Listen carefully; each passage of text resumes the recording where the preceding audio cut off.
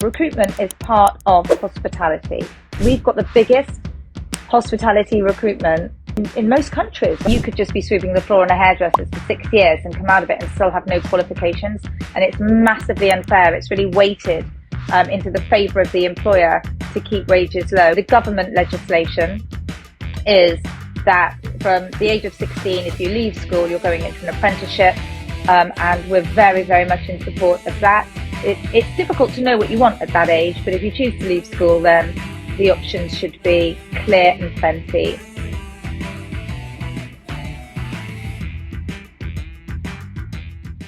Welcome to Talking Hospitality. Today you will be joined by host Timothy R. Andrews, me, and Joe McDonnell. We'll be talking to CEO of London Talent and Hive Cru, Akashia Carswell, where we'll be discussing recruitment within hospitality, what it looks like now, where it needs to improve because it is changing, and what the future might look like. So please join us now for a very, very interesting topic on what's the future of hospitality recruitment. Akashia, welcome to the podcast. And joining us as ever is the effervescent Tim Andrews. Timothy R. Andrews. Timothy R. Andrews.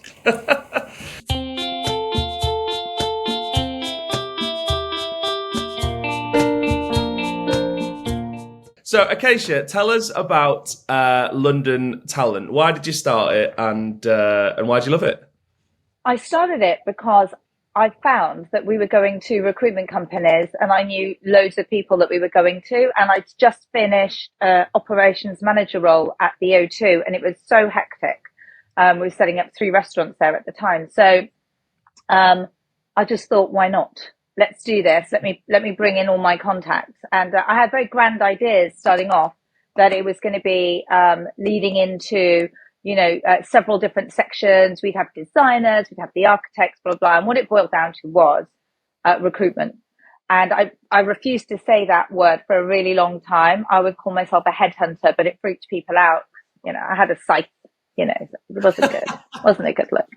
So we do call it recruitment, but I think when you go to our website, we say headhunting hospitality, and we started out very much on I knew everybody. So I would give you recommendations like professional introductions.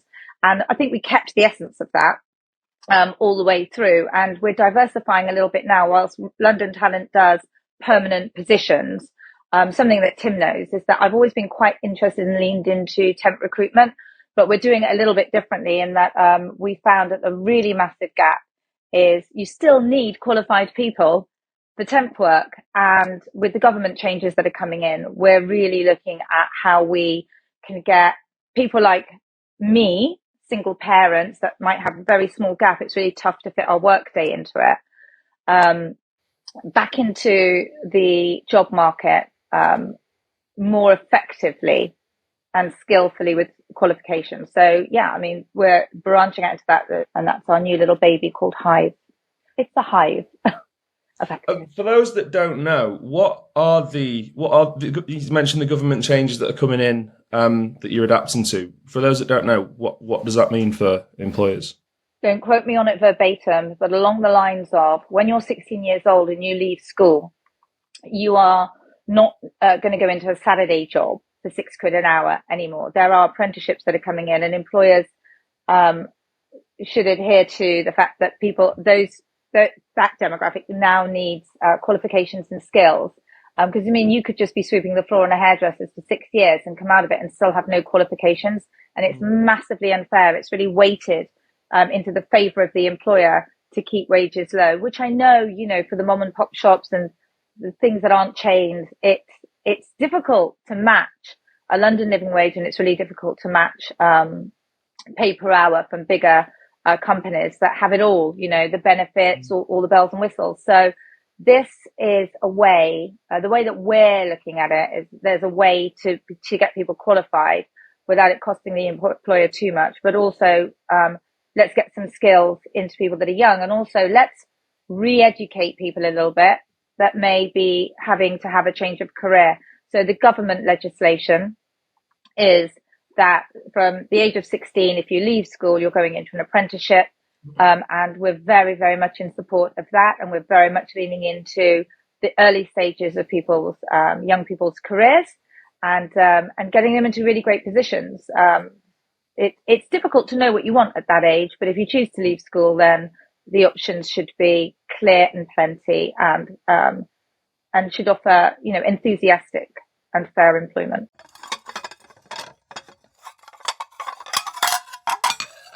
Hospitality is just, I obviously love the industry, but I think it's especially useful for young people in terms of the soft skills that you get that just aren't part of a school, a national curriculum.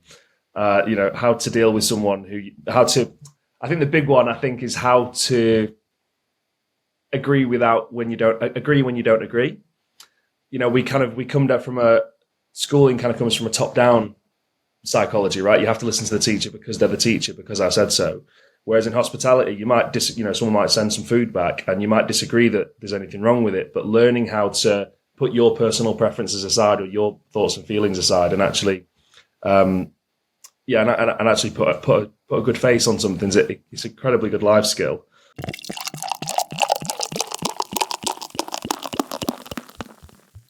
Say to you, when you talk about hospitality, and I don't know if you have a hospitality background, but what's the thing that springs out to you when somebody says hospitality? When you go to work in hospitality, what do you first think of? What's the job? What's the role that you think of? Two things I think of. One is yes, I am in hospitality. So I've been in hospitality since I left school, and I've always been in this industry. And the two things that come to mind are hard work and creating experiences for people. But what's the role that you think of? Do you think about a job in particular? No, I don't think of a role in particular with hospitality. I think of being in front of a guest and creating something for them, whether that be a physical product, like creating a drink for them on the spot, or it'd be creating an atmosphere by welcoming them into a space that I'm holding, essentially, or whether it's setting a tone at a dining table, or whether it's or also from an employment point of view for managing teams and creating an environment for people to work in. So, but when I think of hospitality, I think of, as I say, working hard, and I think of being in front of a person and creating something for that person. Okay. Well, for me, it's even though my background is bar originally, my first go-to is waiter. If someone says hospitality, that's the image that comes to my head, and then the rest follows.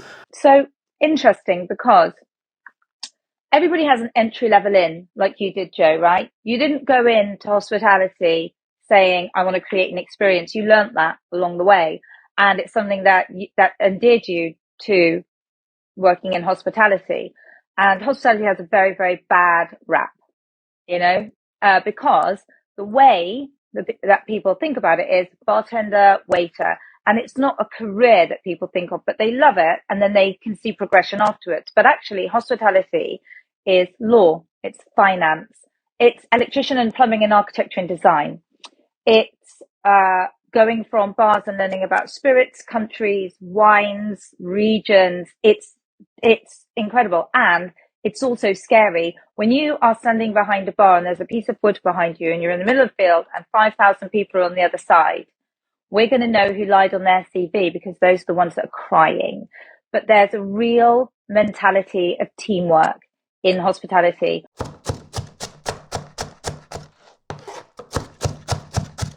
Returning to Hive, because I'm quite interested in Hive in terms of the educating and getting people qualified, even though they might be doing casual or temp work. In terms of in normal spheres, where I'm going to say normal, I mean people where they might have permanent staff coming on, that we find there's often, in principle, people are fully agreed with the idea of progression for people. So they go, yeah, we're going to put them on an apprentice. Yeah, we're going to train them up in a leadership program. Yeah, And then when the reality kicks, there's a lot of people, we're far too busy. We can't do this. We can't do that. Hello. How are you addressing that situation? Because obviously it's a common theme. Yeah. So whenever you go into, let's just say a hotel, Your brand Bible doesn't change. Where you're situated doesn't change. The fire exits remain in the same place. When something boils, it boils at the same temperature. And when something freezes, it freezes at the same temperature. So there are absolutely standard things that you learn when you go into any environment, whether it's an office, you know where the fire exits are. So first of all, the brand will have all of that information and we upload it. So prior to coming on, we will have all of that information already for the brands that you go and do your apprenticeship in. So we then take what their learning and development within that brand is, and they learn as they go along, and it has to be up to them. It's 15-minute courses, we're hoping. And as you go along in week 1 to week 4 to week 6 or wherever, you have to go through a short amount of testing and say, yes, I've learned that. And you do a little test. And all of that information is either provided by the brand, or we're not reinventing the wheel. They are standard safety operating procedures or sequence of service for that brand or whatever. And so we can actually monitor that candidate for you. And that is if you want somebody to go into a permanent position, which we're not really focusing on. What we're really focusing on is, let's say, for example, the Royal Albert Hall needs 400 people. Now, Tim, you've been in temp recruitment. How would I recruit 400 people for the Royal Albert Hall? Where does that start, that process? How long does it take? How many temp agencies do you call? How many CVs do you go through? How many phone calls are made? You go to 2 or 3 different agencies, and they've got 2 or 3 desks or a desk working on it. How many emails, phone calls, and whatever? How long does that take for 400 people off the top of your head to book? If we had that, we would be a minimum of 3 months. We'd probably start working it 4 months in, I would think, possibly 6. It depends on the level of the event, but we would probably, where we've done it before, I think 6 months is you put the feelers out, but 4 months in is when you do a proper drive. You start driving it, because you start recruiting and then there's dropouts, and it's the dropouts that you have to account for. And then you basically have to have, if you're looking for 400, you're looking about really realistically hiring about 500, 550, because there's all the people that can drop out. Yeah. And how many people does it take? Let's include all the agencies that you go to and those people that are making the phone calls, and then it comes back to you. So how many people does it take? Well, if I was, I'm going from when I had an agency, so I would connect up with probably 2 other agencies at the time, and I'd have obviously an account manager for each one, which I guess would be, so that's 2 plus my own team. I'd probably have 2 people on it, so that's 4, and then you've got people overseeing it, so possibly 5, 6. Plus all the agencies. It becomes plus including the agency. So yeah, because we outsource. Yeah, right. So it's about 6 people probably. So the idea of Hive is that you can go in and you put in your I need bartenders that can make cocktails and change a beer barrel. And what it does is it filters people out for those skills, but also the dates that they're available. So you won't ever get anyone, and they're pre-qualified and pre-checked and uploaded. So your 6-month search could potentially be booked within 4 hours live in advance. I'm going to go now. Yeah. And on that note, thank you very much, and you can contact Akashia on the following details. I'll be editing that for advertising. But, that's really the crunch point. So we've had 20 years of pain, and it's taken me a really long time to go through it. And Tim, you and I talked about the temp agency stuff so many times, and we were like, oh, it's just the little tiny things. And so with the advancement of, people going to apps and tech and all the rest of it, and I know that we've got a couple of conversations about Hive at other times that are coming up. And so our aim is to take away your pain points. It's not to save you money, although if I wanted to use an example, I think Walmart makes 1% of profit a year, but they've got 5 billion zillion stores. So their 1% is amazing. And this probably won't save you more than 1%, but it'll save you 4 months. And I think what we're doing is we're saying, let's save your time, effort, you know, your invoicing, your admin, your payroll, your head counting, you're seeing if people turn on, if they don't, your, you know, everything that you would usually do. We'll just put it into your hands. And actually, Timothy R. Andrews, can actually pick your own staff that suits your brand.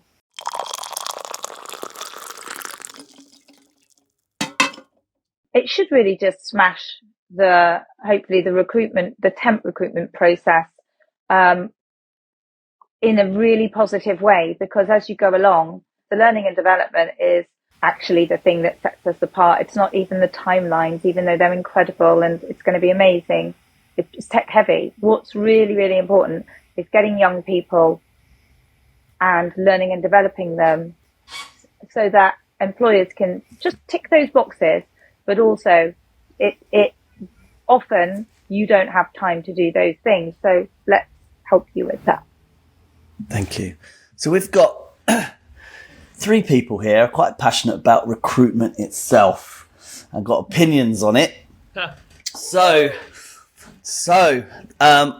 Joe, I'm interested from both of you, like in terms of, I'm going to start with Joe, in terms of recruitment, what do you, things have changed dramatically since 2016, where we had Brexit and then we've had obviously COVID, blah, blah, blah, blah, blah. What do you think has changed for the better and what do you think we can still improve on? Over to you two. Well, I don't think much has changed for the better, if I'm honest. I think the wheels move pretty slowly in terms of change in hospitality, and unfortunately, it's a little bit like government legislation. It's like the world is changing at a rate that's outstripping the rate at which most people can adapt themselves. And I think from what I see, is that a lot of people, of operators, a lot of venues, even the bigger ones, have still got this mentality of, well, they should want to work for me. They'd be lucky to come and work for someone as good as me. I've got the best team. I expect nothing but the best. I expect you to be, you know, I want you to go 11 out of 10. I want you to, you know, treat this like it's your own business and live and die and breathe it. And it's like, yeah, you pay. Let's see what you're offering in return for that. And it's like you're offering minimum wage. You're not offering advancement opportunities. You're not offering, you know, directly showing people how they can progress. And you know, and then there's the slightest slip up, and it's like all the blame comes back on the individual. There's no account, you know, there's very little accountability from people who were supposed to be the leaders in the organisation. And I think that was fine when I started. As I say, going back to when I started in hospitality, I wanted a bar job, and I had to collect glasses for 4 months before I'd get a shift on the bar. And Only 4 months. Exactly, and I picked up extra shifts as a KP as well in the kitchen, just cleaning pots. Not me too. It's because I wanted to be in the kitchen. Never have wanted to be a chef, and I never have been. But just to show them that I had a work ethic, that I was prepared to put the time in, and that I wanted it. And that's just not the world we're in anymore. Now it's the opposite way around. It's like it's the onus is on the employer to say, here's why I'm a good place to work, and to actually think, okay, let's make this a partnership, not a one-way street, because it just isn't. And I think that people are fighting a losing battle these days because, and the biggest reason is they haven't had that mindset shift of, I actually need to bring something to the table, just like my employees need to bring something to the table. Yeah. So, I don't think we've got up. I think there's some places that are doing it really, really well, but I think most places are back in the Stone Age with it, personally.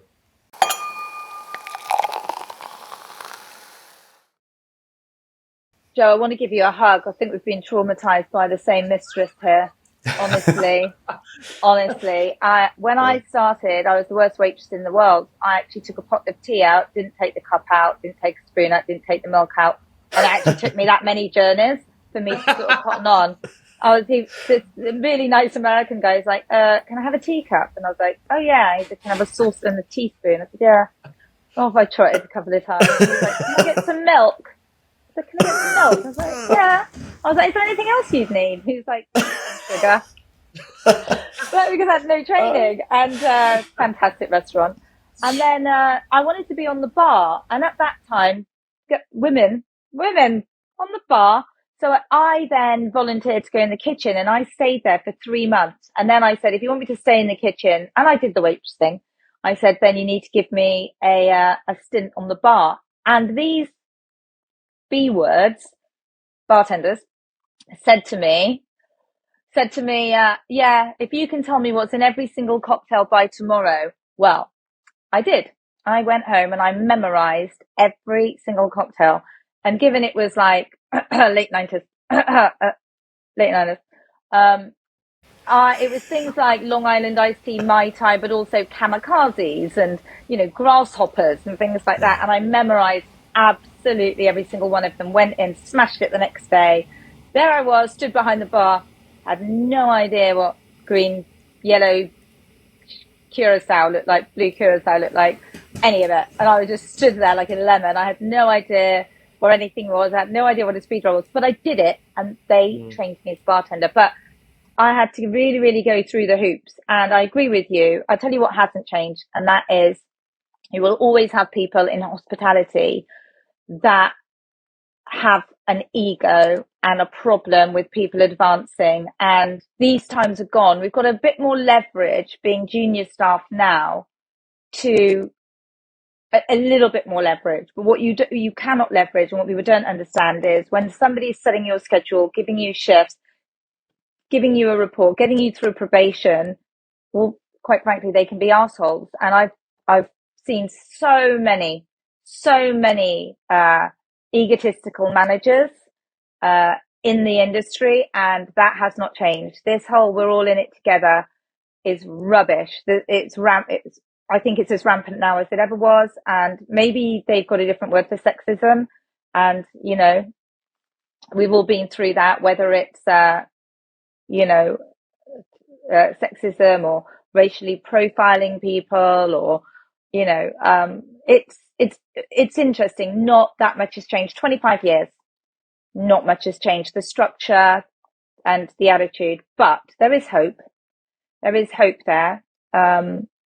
I think the generation that are coming up are much more aware of gender issues and that type of thing. And I think that people that are my age, that have gone through it and are sort of like managers, operations directors and whatever, I think they're finding it more difficult.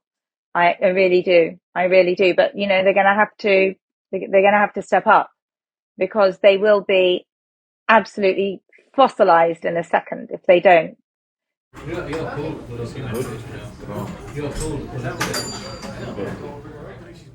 think the hardest thing that I find, and it is related to L&D, but it is the recruitment element, is the people is excuse. I still hear it. I don't have time. So they're prepared not to train somebody because they don't have time, who then leaves, makes everybody else busy again. And then when they finally do replace somebody, they've had to recruit, interview, how many times? Probably in twice or three times as much time as it would have taken them to train that person. To give them some time to have a set of just to give some basics. And for me, I find that just a massive source of frustration for me, in that we have not learned to invest properly. We've come from a time where we've hired lots of people that have no experience, and then promoted them into roles that they're not ready for, and then we complain that they can't deliver to the standards that we give them because we haven't spent the time, which sometimes is half an hour. But all that tells you is that they don't know the actual cost of business. So let's look at that recruitment fee. Let's look at the amount of sales you've missed because you haven't been able to serve a drink, or costs being pushed, or waste being pushed up because the drink's been made wrong, or the length of time it takes for something to get from back of house to customer, where now we're having to push tables. Someone's had a bad experience, so everything suffers. The brand suffers, the service suffers, the customer suffers, and those people feel inadequate because, as Joe pointed out earlier, who gets the blame? The person that doesn't have a voice yet. and the person that's, hasn't been trained, and it's abominable. And I think that the value of that comes from the top. The value of that is taught from the top, and the action of that is done from the middle, and the cost of business operating like that is millions, billions, because you lose so much. Everybody loses. So I think that's why it's so good to have people who can come in and deliver L&D, because it's kind of, I do have a small amount. I've not had like an employment job for I've been over 5 years now, I like helping owners with this problem, because it's like it's a bit of an extreme example, but it's like the kid who was disciplined from being hit at home. When they become a parent, it's on them to break the cycle. And if you're in a position now where you're an employer, the chances are you came up through a just get on with it kind of why, the expectations are up here and the support's down here. So I do have sympathy for them, because actually, how do you get off the treadmill just to, we talk about, well, maybe it's half an hour here and half an hour here. Like, for someone like Tim to come in and say, well, or someone like you, Akashia, to come in and say, well, here's how you do this. It's a quick half an hour job. Well, if they've never been shown how to be a trainer, that was my point. Yeah, it's not a half an hour job for them, is it? Because it's not half, because they haven't been trained to train. Yeah. No, I agree with you completely. It comes from the top, though. It comes from the top. If your owner is an owner of one place, they care about sales. Okay, they don't care how those sales are made, unless you can point out that by investing in something, you can raise your sales by 1% that sits on the bottom line. And I think that's a language that, business owners understand. It's not to do with the welfare or the progress of a candidate. That's not what they're buying. But as you said, the people that are then in a place to train other people have not been trained to do so. So they have no frame of reference. They have no support. They have nowhere to go. They're going through a list of actions that they do. And it's, I hate to say it, but it's sort of a bit monkey see, monkey do. They don't question why they're doing those things, or if there's one, they just do it because that's the way it's done. And to break that mentality, you have to be the odd person out, which we love. I love an odd person out. I love it. I like somebody that rocks the boat a little bit and says, but why are we doing it that way? And other people don't like it because this works. But it's not working efficiently, and it's not working the best you can do it. And I'm really hoping that Hive will enable employers, whether you hire temp staff or event staff to us, employers can lean in and say, actually, this is a platform that has been put together by a group of people that understand what people actually need to know. So let's just get these basics done, and then anything else we can help with.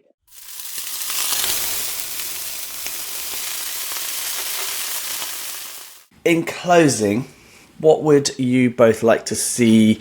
Choose one thing for recruitment in the future. I mean, I'm going to sound like a broken record, but I'd like to see, it will be a win-win, is employers coming to the table from a partnership point of view, rather than, we're not talking about changing the nuts and bolts of an employer agreement, but in terms of the attitude, it being, okay, how can I help you and how can you help me? If we can start asking that and meeting people where they are and saying, right, how can this be a mutually beneficial relationship beyond money, then I think a lot of the problems that we're seeing at the minute will fall away, because it has to be an engagement that works for everybody, not just in the here and now, but as people look forward in their careers and in their sort of to their future. And I think, it's one of the biggest relationships you've got is the one that you have with work, and it's a huge responsibility that you've got when you do employ somebody. And I think it's not just I think it's a duty to actually look after the people that work for you. And here's the thing: if you don't respect people in any walk of life, then you'll go. It's going to be a shit show. and I think people lack trust and respect and care in hospitality, because I find it quite brutal, and it made me pause for a while in terms of sort of who I would work with and the type of people that I wanted to work with, and it always seems very pressurized. And I think if people just took a minute and took a step back, and the change I'd like to see is an understanding and a value placed on each job. Recruitment is part of hospitality. What I'd like to see in the future is the hospitality people telling the truth in the interviews. Now, I don't mean, what I mean is saying, I'm going to offer you this, rather than, so it's going to offer you a 45-hour week rather than, and sometimes you might need, it's often say it's a 48-hour, possibly 50-hour week. There's some good things about this place. This is what they are, but you need to know before you get it, this is what some of the downfalls are. If we're honest about that, people are not coming in blind. And it's something that I try and do when I'm interviewing people. So if people want to get hold of you about Hive, what do they need to do? Well, on November the 4th, London Lifestyle Awards has got an amazing event where they bring together all consumer industries in London over, I think, 20 categories. And there'll be a mini launch there. And then anytime after November the 4th, we'll be flooding your Instagram and socials with lots of information of what we're doing, how you can sign up as a candidate. And if you're interested in taking your timelines down from 4 months to 4 hours as a client for mass recruitment, then definitely sign up as well. Our landing page is coming soon, and I'd be very happy to provide details once those are available.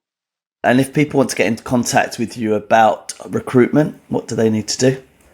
www.londontalent.co.uk. Thank you very much. Akashia, thank you for joining us today. It's been a pleasure as always. Very informative. Thank you so much.